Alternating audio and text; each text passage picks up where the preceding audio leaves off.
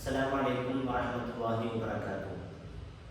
Alhamdulillah, assalatu wassalamu ala asyrafil mursalin wa ala alihi wa sahbihi ajma'in, amma ba'd. പ്രിയമുള്ളവരെ, നമ്മുടെ SNDCയുടെ 2024-25 അധ്യയന വർഷത്തേക്കുള്ള NEET പരീക്ഷ SLC കഴിഞ്ഞുള്ള ആൺകുട്ടികൾക്കും പെൺകുട്ടികൾക്കുമുള്ള ശരിഅ, ലൈഫ് സ്ട്രീമുകളിലേക്കുള്ള അവരുടെ എൻട്രൻസ് പരീക്ഷ വരുന്ന മെയ് 12-ാം തീയതി കേരളത്തിനകത്തും പുറത്തുമുള്ളവരുടെ കേന്ദ്രങ്ങളിൽ വെച്ച് നടത്തപ്പെടുകയാണ്. അതിനുള്ള തയ്യാറെടുപ്പുകളിലാണ് നിങ്ങളെല്ലാവരും എനിക്കറിയാം. ഇൻഷാ അല്ലാഹ് ഈ വീഡിയോയിലൂടെ നമ്മുടെ നീറ്റ് പരീക്ഷയിൽ വരുന്ന ചോദ്യങ്ങളുടെ ഒരു മാതൃകാ ചോദ്യങ്ങൾ, ഒരു മോഡൽ ക്വസ്റ്റ്യൻസ് ആണ് ഈ വീഡിയോയിലൂടെ നിങ്ങളുമായി പങ്കുവെക്കുന്നത്.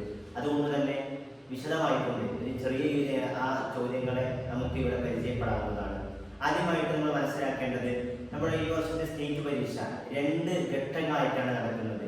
ആദ്യമായിട്ട് ജനറൽ പേപ്പറും രണ്ടാമതായി സബ്ജക്റ്റ് പേപ്പറും, ഇങ്ങനെ 2 പേപ്പറുകളിലായി 2 ഘട്ടങ്ങളിലായിട്ടാണ് നമ്മുടെ പരീക്ഷാ കേന്ദ്രങ്ങളിൽ വെച്ചുകൊണ്ട് നമ്മുടെ പരീക്ഷ നടക്കുന്നത്. ജനറൽ പേപ്പറിൽ നമുക്കറിയാം 5 രീതികളിലുള്ള ചോദ്യങ്ങളാണ് ഉണ്ടാവുക. അതിൽ ഒന്നാമത്തത് സമസ്ത മദ്രസ 7ാം ക്ലാസ്സിലെ വിഷയങ്ങളിൽ നിന്നുള്ള കുറച്ച് ചോദ്യങ്ങളായിരിക്കും ആ ജനറൽ പേപ്പറിൽ ഉണ്ടാവുക. അതേപോലെ തന്നെ SLCയിലെ മാത്തമാറ്റിക്സ്, സയൻസ്, ഇംഗ്ലീഷ് തുടങ്ങിയ വിഷയങ്ങളിൽ നിന്നുള്ള അല്പം ചോദ്യങ്ങൾ ഉണ്ടാവും. അതേപോലെ തന്നെ പൊതുവിജ്ഞാനം, കായിക വിഷയങ്ങൾ തുടങ്ങിയ മേഖലയിൽ നിന്ന് അല്പം ചോദ്യങ്ങൾ. അതേപോലെ തന്നെ IQ, റീസണിംഗ്, ബ്ലഡ് റിലേഷൻ തുടങ്ങിയ മേഖലയിൽ നിന്നുള്ള ചോദ്യങ്ങൾ.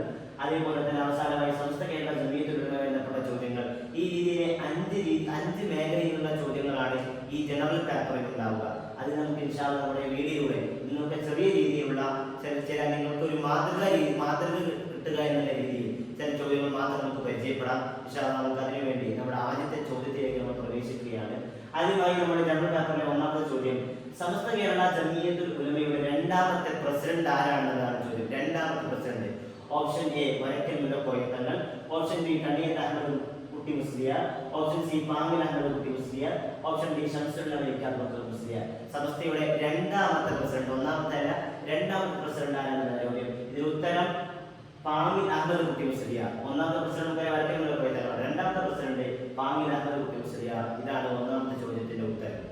ഇനി ചോദ്യം 2, നമുക്കറിയാം കേരളത്തിനകത്തും പുറത്തുമുള്ള 10,000-ലധികം മദ്രസകളെ നിയന്ത്രിക്കുന്ന വിദ്യാഭ്യാസ ബോർഡ് ഏതാണെന്നതാണ് ചോദ്യം. Option A SKMMA, option B SKSVB, option C DKIMVS, option D SKIMVB. ഇതിൽ ഏതാണ് കേരളത്തിനകത്തും പുറത്തുമുള്ള 10,000-ലധികം വരുന്ന മദ്രസകളെ നിയന്ത്രിക്കുന്ന വിദ്യാഭ്യാസ ബോർഡ് എന്നതാണ് ചോദ്യം.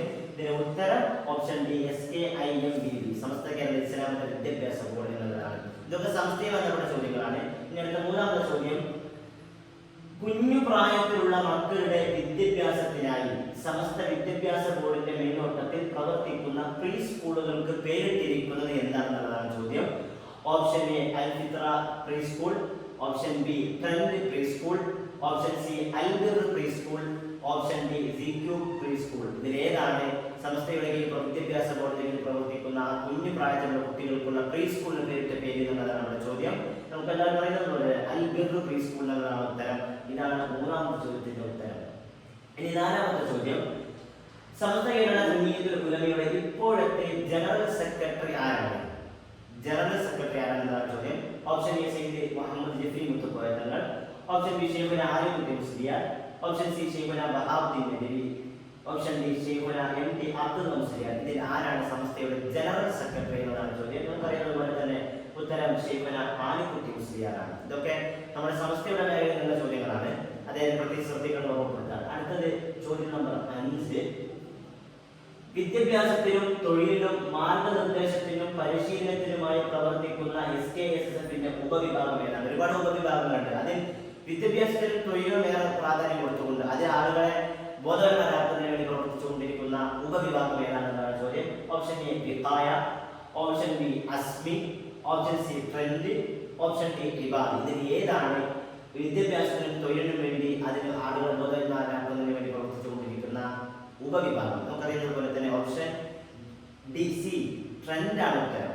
അതാണ് SKSFന്റെ കീഴിൽ പ്രവർത്തിക്കുന്ന ഈ ഒരു മേഖലയിൽ തൊഴിലിനും അതുപോലെ വിദ്യാഭ്യാസത്തിനും നിൽക്കുന്ന ഒരു ഉപവിഭാഗം എന്നുള്ളത്. ഇനി അടുത്ത ചോദ്യം നമ്പർ 6 ആണ്. ഹിജ്രി കലണ്ടറിലെ ഏത് വർഷ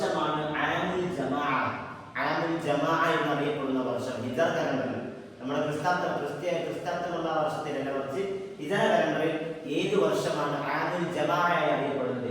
ഓപ്ഷൻ എ ഹിജറ 35, ഓപ്ഷൻ ബി ഹിജറ 40, ഓപ്ഷൻ സി ഹിജറ 41, ഓപ്ഷൻ ഡി ഹിജറ 36. ഇതിൽ ഏതാണ് ആമുൽ ജമാഅ ഹിജറ വർഷപ്രകാരം? ഉത്തരം ഹിജറ 41. ഓപ്ഷൻ സി ആണ് ഉത്തരമായി ഇതിന്റെ ഈ ചോദ്യം നമ്പർ 6 ഉത്തരമായി വന്നിട്ടുള്ളത്. ഈ ചോദ്യം നമ്പർ 7, വെള്ളിയുടെ സക്കാത്തിന്റെ നിസ്വാബായ 200 ദിർഹം എത്ര ഗ്രാമിന് തുല്യമാണ്? സക്കാത്ത് കൊടുക്കുന്നവരാണ്, അതിൽ വെള്ളിയുടെയും സ്വർണത്തിന്റെ ഒക്കെ സക്കാത്ത് വരാറുണ്ട്. അപ്പോൾ വെള്ളിയുടെ സക്കാത്തിന്റെ നിസ്വാബാണ് 200 ദിർഹം എന്നുള്ളത്. ആ 200 ദിർഹമിന്റെ മൂല്യം ഗ്രാമിന് തുല്യമായ എത്രയാണെന്നതാണ്. Option A 45 gram, option B 20 gram, option C 595 gram, option D 456 gram. നമുക്ക് മദ്രസയിൽ പഠിച്ചവരാണ് ഇതൊക്കെ. അതിൽ ഉത്തരം സി 595 ഗ്രാം എന്നുള്ളതാണ്. 200 ദിർഹമിന് തുല്യമായി 595 ഗ്രാമാണ് വെള്ളിയുടെ സക്കാത്തിനെ കണക്കുന്നത്. ഇനി ചോദ്യം നമ്പർ 8, യോജിച്ച പദം തിരഞ്ഞെടുക്കുക എന്നുള്ളതാണ്. റഅയ്തു നജ്മ ഡാഷ് അസ്സമാ. റഅയ്തു നജ്മ, ഞാൻ നക്ഷത്രത്തെ കണ്ടു, ഡാഷ് അസ്സമാ ആകാശം. അവിടെ ഏതാണ് യോജിച്ച പദം? ഓപ്ഷൻ എ ഫി സമ എന്നാണോ? അതല്ല ഓപ്ഷൻ ബി ഇലസമായി എന്നാണോ? ഓപ്ഷൻ സി മിനസമായി എന്നാണോ? ഓപ്ഷൻ ഡി അലസമായി എന്നാണോ? ഇതിൽ ഏതാണ് ഉത്തരം? നമുക്ക് സർവ്വ പഠിക്കുന്നവരാണ്, മദ്രസയിൽ പഠിച്ചവരാണ്, അതിനൊരു ചോദ്യമാണ് വന്നിട്ടുള്ളത്. ഉത്തരം ഓപ്ഷൻ എ ഫിസ്സമ. റഅയ്തുൽ നജ്മ, നക്ഷത്രത്തെ കണ്ടു, ഫിസ്സമായി ആകാശത്തിൽ കണ്ടു എന്നുള്ളതാണ്. ഇതാണ് ഇതിന്റെ ഉത്തരം. ഇനി ചോദ്യം നമ്പർ 9, അമവിയ ഖിലാഫത്തിന്റെ സ്ഥാപകൻ ആരാണ്?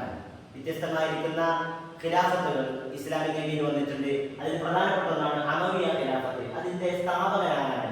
Option A Muawiya ibn Abi Sufyan, option B Zubair bin Ammar, option C Yazid bin Muawiya, option D Marwa bin Hakam. ഇതിൽ ആരാണ് അമവി ഖിലാഫത്തിന്റെ സ്ഥാപകൻ? നമുക്കറിയുന്നതാണ്. Option A Muawiya ibn Abi Sufyan ആണ് അമവിയ ഭരണകൂടത്തിന്റെ സ്ഥാപകനായി അറിയപ്പെടുന്നത്. ഇതാണ് ചോദ്യം 9. ചോദ്യം നമ്പർ 10, ഹിജറി കലണ്ടറിലെ ഏത് ദിവസമാണ് അറഫ ദിനം എന്നറിയപ്പെടുന്നത്? നമ്മളൊക്കെ ഹജ്ജിന്റെ സീസൺ എടുക്കാനിരിക്കുകയാണ്. അപ്പോൾ അത് പ്രധാനപ്പെട്ട ദിവസമാണ് അറഫ ദിനം. ഹിജറി കലണ്ടർ പ്രകാരം ഏത് ദിവസമാണ് അറഫ ദിനമായി അറിയപ്പെടുന്നത്? Option A Dhul Hijjah 9, option B Shaban 15, option C Muharram 9, option D Rajab 27. ഇതിൽ ഏതാണ് അറഫ ദിനം? ഉത്തരം പറയുന്നത് പോലെ തന്നെ ദുൽഹിജ്ജ 9 ആണ്. ദുൽഹിജ്ജ 9 ആണ് അറഫ ദിനമായി അറിയപ്പെടുന്നത്. ഇനി ചോദ്യം നമ്പർ 11, ആർട്ടിഫിഷ്യൽ ഇന്റലിജൻസ് ഉപയോഗിച്ച് പ്രവർത്തിക്കുന്ന ലോകത്തിലെ ആദ്യത്തെ റേഡിയോ പ്ലാറ്റ്ഫോമിന്റെ പേരെന്താണ്? ഇപ്പോൾ AI യുഗമാണ്. അതിൽ ഈ AI ഉപയോഗിച്ചുകൊണ്ട് പ്രവർത്തിക്കുന്ന ലോകത്തിലെ ആദ്യത്തെ റേഡിയോ പ്ലാറ്റ്ഫോമിന്റെ പേരെന്താണെന്നാണ് ചോദ്യം. Option A AI radio, option B go radio, option C radio GBT, option D radio B. ഇതിൽ ഏതാണ് ആർട്ടിഫിഷ്യൽ ഇന്റലിജൻസിന്റെ സഹായത്തോടുകൂടി ലോകത്തിൽ ആദ്യമായി പ്രവർത്തിക്കുന്ന ആദ്യത്തെ റേഡിയോ പ്ലാറ്റ്ഫോം ഏതാണ്? അതിന്റെ ഉത്തരം റേഡിയോ GBT എന്നുള്ളതാണ് അതിന്റെ ഉത്തരം. ഇതൊക്കെ നമ്മുടെ GK ബന്ധപ്പെട്ടുള്ള കാലിക വിഷയങ്ങളുമായി ബന്ധപ്പെട്ടുള്ള ചോദ്യങ്ങളാണ്. അപ്പോൾ അതനുസരിച്ച് ഇതൊരു മോഡൽ മാത്രമാണ്. ഇതിനനുസരിച്ചുള്ള മറ്റുള്ള ചോദ്യങ്ങൾ നോക്കുന്നത് പ്രത്യേകം കൊടുക്കുകയാണ്. ഇനി ചോദ്യം നമ്പർ 12, കുട്ടികളുടെ അമിത ഇന്റർനെറ്റ് ഉപയോഗത്തെ ചെറുക്കുന്നതിന് കേരള പോലീസ് ആരംഭിച്ച ഡിജിറ്റൽ ഡി അഡിക്ഷൻ സെന്റർ ഏതാണ്? അത് വ്യത്യസ്തമായിരിക്കുന്ന ഒരുപാട് പദ്ധതികൾ ഇതിനുവേണ്ടി കേരള പോലീസ് നടപ്പാക്കിയിട്ടുണ്ടെങ്കിലും അതിന് ആരംഭിച്ച ഡിജിറ്റൽ ഡി അഡിക്ഷൻ സെന്റർ അത് ഏതാണെന്നതാണ് ചോദ്യം. Option A Thuna, option B ഡയഡിക്സ്, ഓപ്ഷൻ സി ഡിഡാഡ്, ഓപ്ഷൻ ഡി മുക്തി. ഇതിൽ ഏതാണ് കേരള പോലീസ് കുട്ടികളുടെ ഈ ഒരു ഇന്റർനെറ്റ് ഉപയോഗത്തിന്റെ ആ ഒരു അഡിക്ഷനെ അതിൽ നിന്ന് രക്ഷിക്കുന്നതിന് വേണ്ടി അതിന് എതിരായി ഡിജിറ്റൽ പ്ലാറ്റ്ഫോമിനായി കൊണ്ടുവന്നിട്ടുള്ള ഡിജിറ്റൽ ഡി അഡിക്ഷൻ സെന്റർ അത് ഏതാണെന്നതാണ് ചോദ്യം. അതിന് ഉത്തരം ഓപ്ഷൻ സി ഡിഡാഡ് എന്നുള്ളതാണ് അതിന്റെ ഉത്തരം. ഇനി ചോദ്യം നമ്പർ 13, 9 ദിവസം ജോലി ചെയ്യുന്ന 24 പേരുടെ വേതനം 25,920 രൂപയാണെങ്കിൽ 13 ദിവസം ജോലി ചെയ്യുന്ന 13 പേരുടെ കൂലി എത്രയാണെന്നതാണ് ചോദ്യം. ഈ ചോദ്യത്തിന്റെ option A 23,976, option B 23,954, option C 21,925, option B 20,280. ഇതിൽ ഏതാണെന്നതാണ് നിങ്ങളുടെ ചോദ്യങ്ങൾ വരുമ്പോൾ ശ്രദ്ധിക്കേണ്ടത്. 9 ദിവസത്തെ 24 പേരുടെ വേതനമാണ് 25,920 എങ്കിൽ നമ്മൾ ഒരു ദിവസത്തെ ഒരാളുടെ വേതനം കണ്ടെത്തേണ്ടി വരും. അത് എന്ത് ചെയ്യണമെന്ന് ചോദിച്ചാൽ 25,920നെ 24 കൊണ്ട് ഹരിക്കുക, അതിന് കിട്ടുന്ന ഉത്തരത്തെ 9 കൊണ്ട് ഹരിക്കുക. അങ്ങനെ കിട്ടുമ്പോൾ ഒരു വ്യക്തിയുടെ ഒരു ദിവസത്തെ വേതനം നമുക്ക് കിട്ടും. അങ്ങനെ കിട്ടുമ്പോൾ അതിന് 13 കൊണ്ട് ഇൻറ്റു ചെയ്യുമ്പോൾ 13 ദിവസത്തെ ആളുകളെ 13 ദിവസത്തെ വേതനം കിട്ടും. ആ 13 ദിവസം 13ന്റെ കൂടെ 13 കൂടെ ഇൻറ്റു ചെയ്യുമ്പോൾ 13 പേരുടെ വേതനം കൂടെ കിട്ടുമ്പോൾ അതിന്റെ ഉത്തരം കൃത്യമായി ലഭിക്കും. അതിന്റെ ഉത്തരം ഓപ്ഷൻ ഡി 20,280 ആണ്. ഇത്തരം ചോദ്യങ്ങൾ ആ മെത്തേഡ് ഉപയോഗിച്ചുകൊണ്ട് നമ്മൾ ശ്രദ്ധിക്കുകയാണെങ്കിൽ നമുക്ക് അത്തരം ചോദ്യങ്ങൾ വളരെ ലളിതമായിക്കൊണ്ട് അതിന് അറ്റൻഡ് ചെയ്യാൻ സാധിക്കും. ഇനി ചോദ്യം നമ്പർ 13 ആണ്. ഇവിടെ 13 അടുത്ത 14. ചോദ്യം നമ്പർ 14. ഒരു ക്ലോക്കിന്റെ 2 സൂചികൾ തമ്മിലുള്ള കോൺ അളവ് 3 മണിയാകുമ്പോൾ എത്രയായിരിക്കും? 3 മണിയായി നമ്മുടെ ക്ലോക്ക് അതിന്റെ ക്ലോക്കിന്റെ 2 സൂചികൾ 3 മണിയിലേക്കായി നിൽക്കുന്ന സമയത്ത് അതിന്റെ കോൺ അളവ് എത്രയായിരിക്കും എന്നതാണ്. Option A 30 degree, option B 60 degree, option C 90 degree, option D 100 degree. ഇതിൽ ഏതാണ് 3 മണിയിലേക്ക് ക്ലോക്കിന്റെ സൂചികൾ നിൽക്കുന്ന സമയത്തിന്റെ കോൺ അളവ് എത്രയായിരിക്കും എന്നതാണ് ചോദ്യം. ഉത്തരം പറയുന്നത് പോലെ തന്നെ 90 ഡിഗ്രി അല്ലേ. 3 മണി എന്ന് പറയുമ്പോൾ 12 അവിടെ 3ന്റെ നേരെ ആകുമ്പോൾ 90 ഡിഗ്രിയാണ് ക്ലോക്കിന്റെ സൂചികൾ നിൽക്കുന്ന കോൺ അളവ് ഉണ്ടാവുക. അതാണ് ഈ ചോദ്യത്തിന്റെ ഉത്തരം. ഇനി ചോദ്യം നമ്പർ 15. ഒരു പുരുഷനെ ചൂണ്ടി ഒരു സ്ത്രീ പറഞ്ഞു, അവന്റെ ഉമ്മ എന്റെ ഉമ്മയുടെ ഏക മകനാണ്. സ്ത്രീ പുരുഷനുമായി എങ്ങനെ ബന്ധപ്പെട്ടിരിക്കുന്നു? ഇത് ബ്ലഡ് റിലേഷനുമായി ബന്ധപ്പെട്ടുള്ള ചോദ്യമാണ്. അപ്പൊ അതൊരു ചോദ്യമാണ് നമ്മൾ ഉപയോഗിച്ചിട്ടുള്ളത്. ഒരു പുരുഷനെ ചൂണ്ടിക്കൊണ്ട് ഒരു സ്ത്രീ പറയാണ്. ഒരു പുരുഷനെ ചൂണ്ടിയിട്ട് ഒരു സ്ത്രീ പറയുന്നു, അവന്റെ ഉമ്മ എന്റെ ഉമ്മയുടെ ഏക മകനാണ് എന്ന് പറയുമ്പോൾ ആ മകളും ആ പുരുഷനും ആ സ്ത്രീയും ആ പുരുഷനും തമ്മിലുള്ള ബന്ധം എന്താണ്? ഓപ്ഷൻ എ ഉമ്മയാണ്. ആ പുരുഷന്റെ ഉമ്മയാണ് ഈ സ്ത്രീ. അതല്ല ഈ സ്ത്രീ ആ പുരുഷന്റെ മകളാണോ? അതല്ല ആ പുരുഷന്റെ ഈ സ്ത്രീ സഹോദരിയാണോ? അതല്ല ആ പുരുഷൻ ഈ സ്ത്രീ ആ പുരുഷന്റെ വല്ലുമ്മയാണോ? ഇതിലേതാണ് ഉത്തരം? ആ ഒരു സ്ത്രീ ചോദ്യം പറയാണ്, അവന്റെ ഉമ്മ എന്റെ ഉമ്മയുടെ ഏക മകളാണ്. ഉത്തരം ഉമ്മയാണ്. അവന്റെ ഉമ്മ എന്റെ ഉമ്മയുടെ ഏക മകളാണ് പറയുമ്പോൾ ഉമ്മയാണ് ഉത്തരം. ഈ രീതിയിലുള്ള ബ്ലഡ് റിലേഷനുമായി ബന്ധപ്പെട്ട ചോദ്യങ്ങളാണ്. ഈ രീതിയിലൊക്കെയാണ് നമ്മുടെ ചോദ്യങ്ങൾ ഉണ്ടാവുക. ഇത് ചെറിയൊരു മോഡൽ മാത്രമാണ്. ഇതല്ലാത്ത ഒരുപാട് ചോദ്യങ്ങൾ നമ്മുടെ SLC-യുമായി ബന്ധപ്പെട്ടുള്ള ഒരുപാട് ചോദ്യങ്ങൾ അതൊക്കെ നമുക്ക് ഇനി കൂടുതൽ പഠിക്കാനുണ്ട്.